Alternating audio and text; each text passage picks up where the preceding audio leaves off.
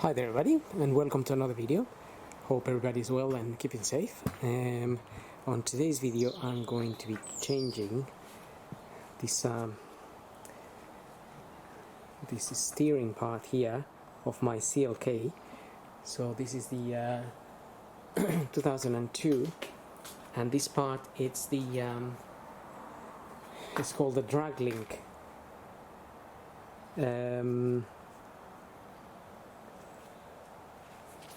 Can have a look at the part number there.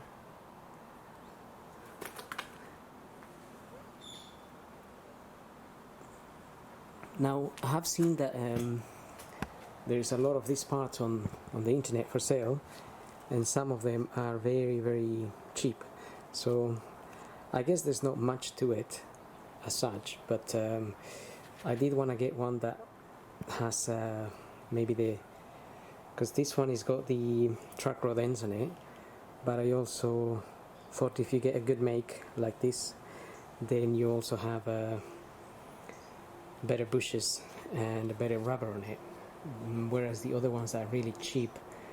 I'm not sure how good or how long they will last. Now this drag link, it's the one that connects to the steering here. It goes along there, along here, and then along there to the other side. The reason I'm changing it is because I have a bit of play on both wheels, and I have had it for quite some time.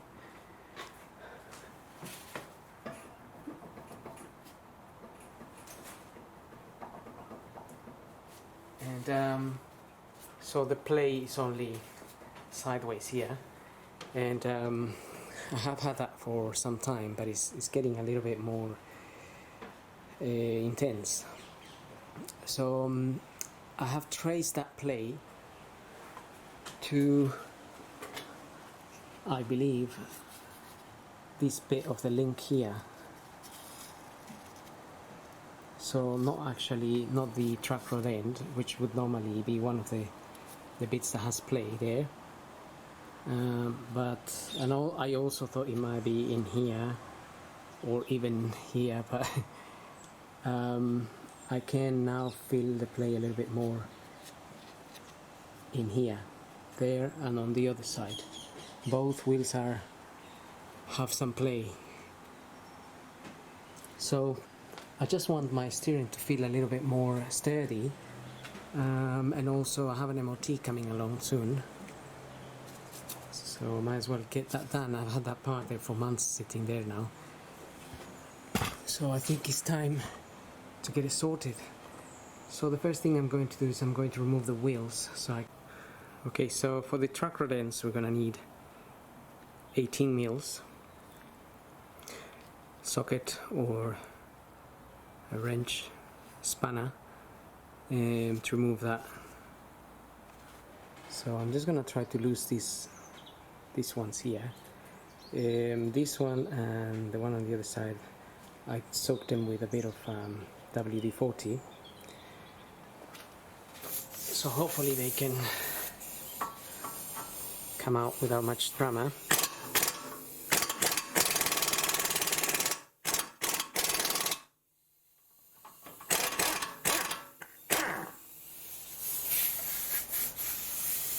Okay, so the nut came out. We're then gonna have to just hammer this area here a little bit so the link comes out. You can then remove this here. This is a 16 mil nut here that will release this damper thing, steering damper. And then I've already removed this one here. So cover your ears if you're going to use a hammer as well.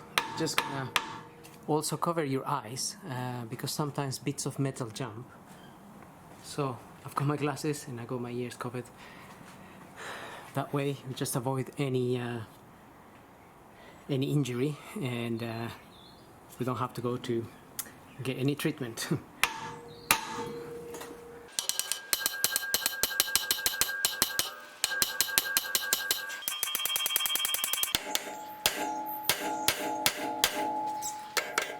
You definitely need a few blows on that, and then that will come out loose.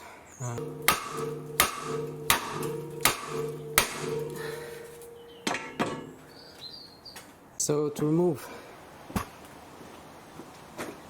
the joints in here, it's gonna be a little bit harder because we can't really hit the sides with the hammer to loosen them up. So I'm going to actually remove this section here of the steering where the column is connected to this rack, and also I'm going to open this one here so we can remove this area, and then remove the whole link, and then we can concentrate on loosening those ends, because it's gonna be a bit difficult to do it there. I've got a ball joint remover, but it doesn't fit in, so I think the easiest way will be to actually remove these and then try to get those off once we have this out. So to get these out, we need a 16 mil nut to undo this one here. So I'm going to undo that 16 mil, and I'm also going to remove the circlip here, that little circlip, and then we can lower this section off of the column there. Need some of these pliers to get this out.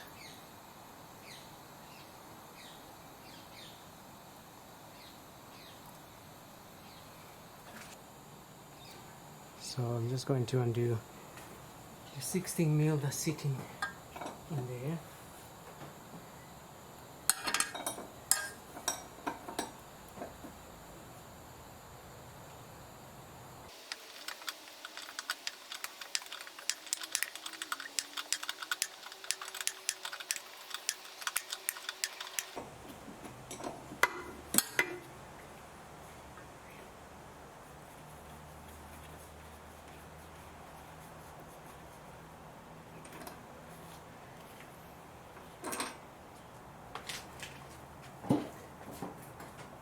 Okay, so that bit is already moving a little bit. If we open this other side now as well, and that can help out a little bit. Okay, so we just need to hold the bolt at the top, it's just turning a bit as well. So got one of these star sockets, E12, it's an E12 there. So with that we're gonna hold the top of the bolt, so we can take it out.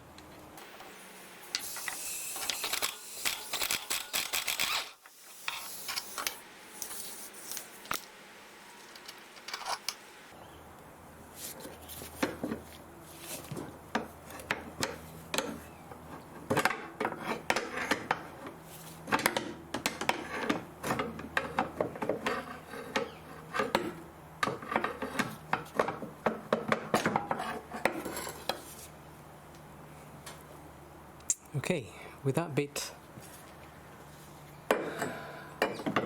out of the way, remove the rest of that area there.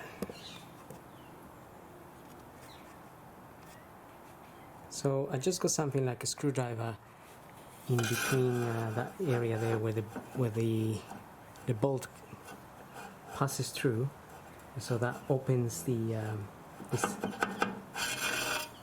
that link a little bit.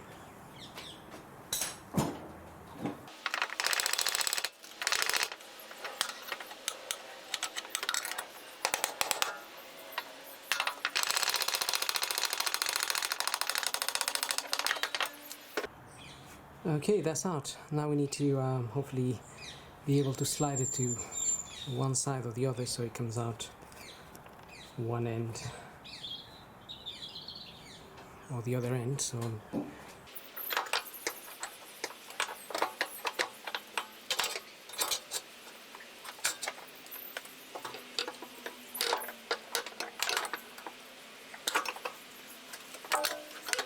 So here we are. Those are the two parts there. I'm gonna try to measure them as accurate as possible, but in the end I'm gonna need the car to get tracked, really, to do some tracking on it. But we still need to remove those links there, so I've got we can concentrate on one side. I'm going to try to use this tool here.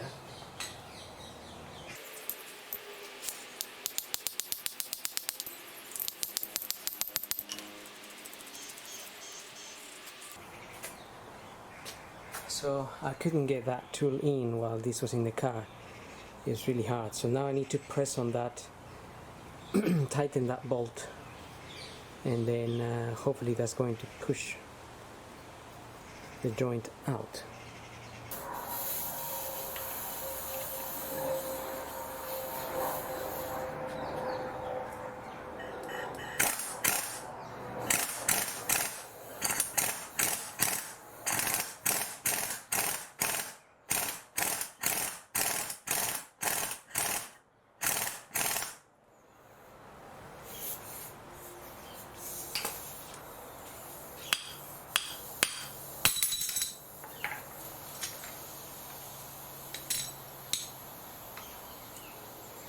Okay, so that popped out.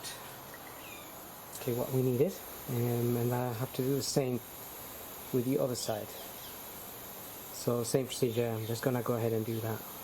Okay, both are out, both links. Now just put the whole section, the old one with the new one, and just trying to get those truck rod ends as much as I can in line. So you just need to open or close this one accordingly. So if I open it, it will come out. If I close it, it will go in. So I'm just trying to match it with this.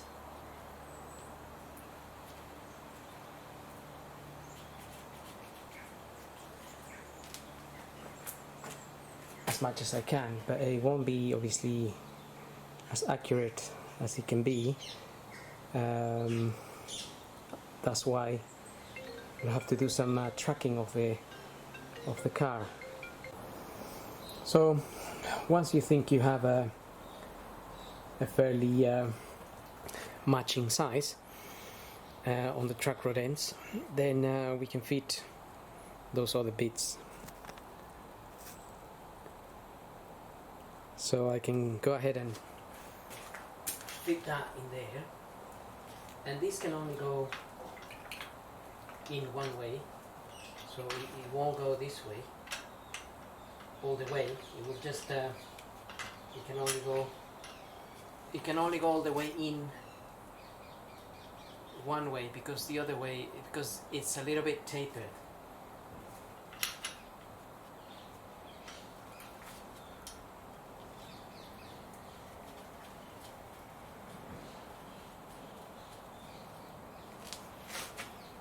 And in fact, we can just tighten those bolts while the part is down here. So that way, not going to take us a while to try and tighten them up while this is on the car. So same with the other part, with the other side. So one side of this hole is slightly bigger than the other side, and that's why this will only go in one way. So at least you can't really put it the wrong way around.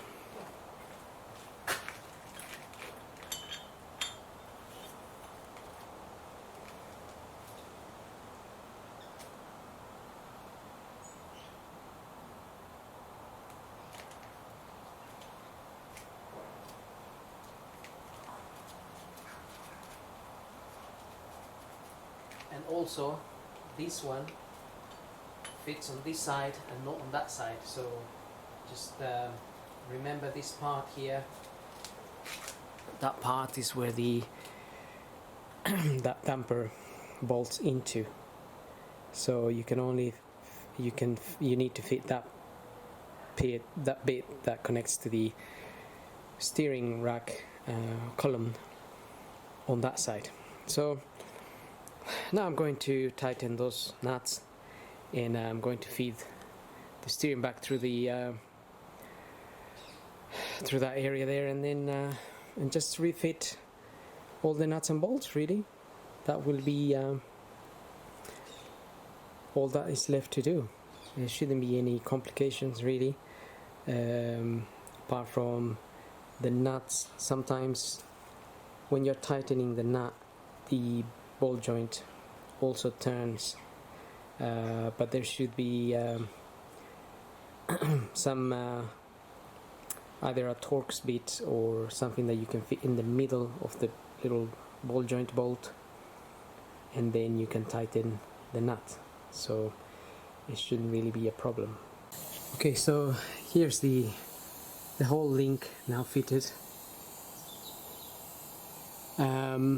Before fitting this, I apply a little bit of WD-40 on the edges, and then it slides in fairly easily. I didn't struggle with that. Then it goes along there. Then you need to get it in here. So what I've done here, I clean the column here, because obviously it had some corrosion and stuff. I cleaned the column there and applied also WD-40 to get that part to slide in a little bit better. Also note that in there, for the bolt to fit in, let's get this light in there. Okay, the bolt needs to fit in through the hole of that part, and the column here where these splines are, they have a groove. There's a groove in these splines where you can fit the bolt through. So basically you need to get this in far enough to match the groove, otherwise you won't be able to put the bolt in. And another thing, obviously, if this moves at the top, or somehow you move it, and you fit this part where the groove might be sitting on the other side, then also the bolt won't go in. You will notice what I'm talking about if you're doing it. You will see that groove is like a half a moon hole in there, so it allows you to put the bolt in, and that holds, obviously it avoids this from coming out, even though you also have a circlip here that holds it in place. But again, putting this in wasn't too bad. You have to tap it in, really. It needs to be, you have to tap it in until it goes all the way into the column there, and then it's just a matter of obviously fitting everything else in place and securing it, and that's pretty much it. I have discovered here I have an oil leak. It's been ongoing, and it seems to be coming from from this end of the engine behind the alternator, somewhere up there. And the only thing I can think that might be up there is the timing chain tensioner. So I think that's the only part that it could be leaking oil from. So it's coming down here and going around a little bit. It's not terrible, but it is something I need to tackle at some point and check it out, because I don't want that timing chain tensioner to be loose either. If it's losing some pressure. So we'll look at that in another video. So for now, as far as this link goes, it's not the worst job, but it just takes a little while to do. And also perhaps you can avoid, if you remove the whole thing, including those parts, then you don't need to remove the nuts while this is in here. So